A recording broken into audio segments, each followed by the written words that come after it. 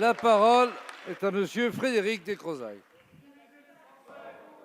Merci, Monsieur le Président. Ma question Seul s'adresse... notre collègue Descrozaille a la parole. Vous avez la parole, cher collègue. Merci, Monsieur le Président. Ma question s'adresse au ministre de l'Action et des Comptes publics. Monsieur le ministre, dans le contexte que nous connaissons, si l'État n'était pas intervenu, notre économie serait un champ de ruines. Et c'est reconnu par l'ensemble des acteurs économiques, le fait que l'action de l'État a été efficace. Dans ce contexte, les URSSAF accompagnent les entreprises, leur proposent des solutions et plus particulièrement depuis la loi que nous avons adoptée en août 2018 pour un État au service d'une société de confiance. Et je voudrais attirer votre attention sur un point particulier. Certains chefs d'entreprise ont besoin et sollicitent les URSSAF pour transiger en fait sur des dispositions prévues dans le projet de loi de finances de la Sécurité sociale adopté le 22 décembre 2014, selon des dispositions réglementaires précisées dans un décret paru le 15 février 2016, des transactions donc par exemple pour des pénalités de retard.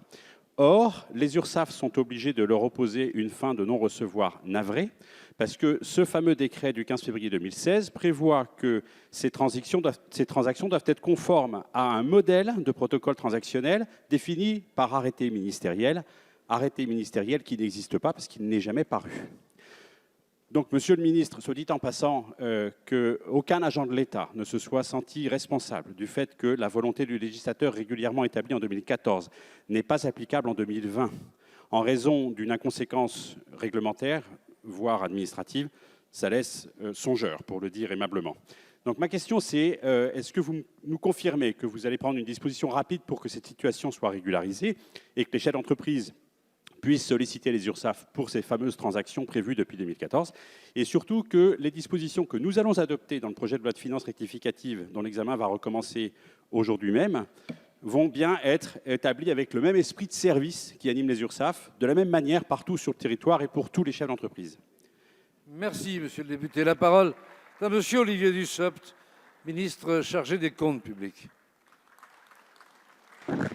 Merci, Monsieur le Président. Merci à tous. Mesdames et messieurs les députés, monsieur le député Descrozaille, à question précise, réponse précise. La loi de financement de la sécurité sociale pour 2015 prévoit effectivement la possibilité pour les URSSAF d'une procédure transactionnelle. Un décret a été publié en février 2016. Il manque un arrêté avec le modèle de protocole transactionnel. Cet arrêté va être publié dans les semaines qui viennent pour que cette disposition puisse être mise en œuvre. Au-delà de cette réponse précise et j'espère satisfaisante, votre question me permet de saluer le travail des URSSAF. Le travail des URSSAF depuis plusieurs mois est absolument exceptionnel pour accompagner les entreprises en difficulté. Ce sont les URSSAF qui, sur instruction de mon prédécesseur, le ministre de l'Action et des Comptes publics, ont mis en œuvre le report des échéances de cotisation pour permettre aux entreprises de toute taille de bénéficier d'une trésorerie particulièrement préservée pendant toute cette période de crise. Ce sont aussi les URSSAF qui vont mettre en œuvre l'article 18 du projet de loi de finances rectificative que vous examinez actuellement.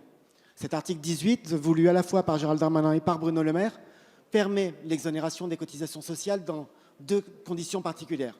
D'abord pour les entreprises de moins de 10 salariés, les TPE, qui ont fait l'objet d'une fermeture administrative. Elles seront exonérées de cotisations patronales pour 3 mois. Et nous avons prévu aussi de leur accorder un crédit de cotisation qui leur permettra de faire face aux échéances à venir. Et nous allons élargir cette exonération de cotisation aux entreprises de moins de 250 salariés des secteurs les plus frappés par cette crise. Nous pensons notamment au secteur des cafés, hôtels, restaurants, mais aussi aux entreprises qui sont particulièrement liées à ces entreprises qui ont subi une mise à zéro parfois de leur chiffre d'affaires pendant cette activité. La meilleure démonstration, je crois, de l'implication à venir des URSSAF pour garantir la mise en œuvre des dispositions du PLFR, c'est ce que les URSSAF ont fait pendant les 3 derniers mois, leur réactivité au service des entreprises de France.